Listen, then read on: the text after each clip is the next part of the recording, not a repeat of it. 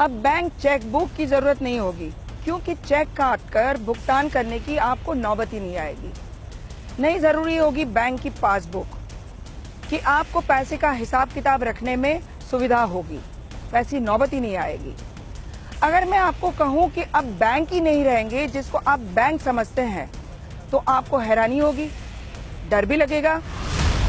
कल्पना कीजिए banking service के समानांतर एक नई व्यवस्था आ जाए, जिसमें ना तो वकील की जरूरत, ना ही अकाउंटेंट की, ना बैंकर्स की, ना इमिग्रेशन अधिकारियों की, ना ही सरकारी अधिकारियों की, और देश में ट्रांजैक्शन जारी रहे।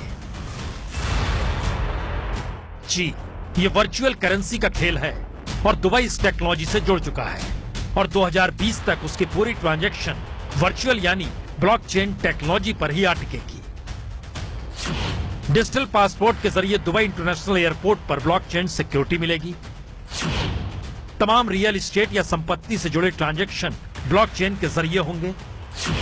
किराए से लेकर टेलीकॉम बिल तक आप ब्लॉकचेन के जरिए जमा कर पाएंगे।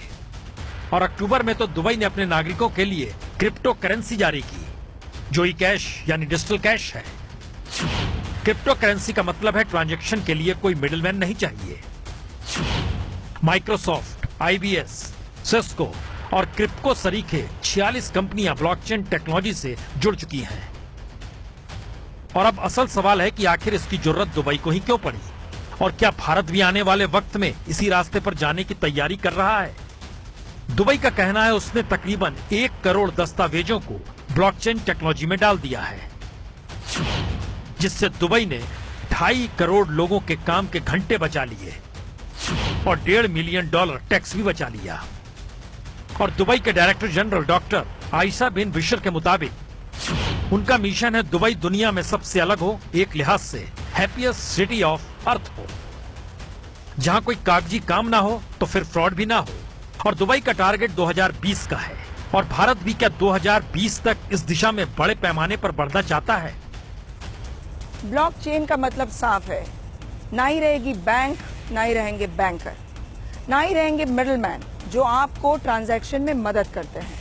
यानी एक ऐसी वर्चुअल व्यवस्था जिसमें बागडोर होगी सरकार के हाथ में, वही रखेगी आपके पाए पैसे का हिसाब।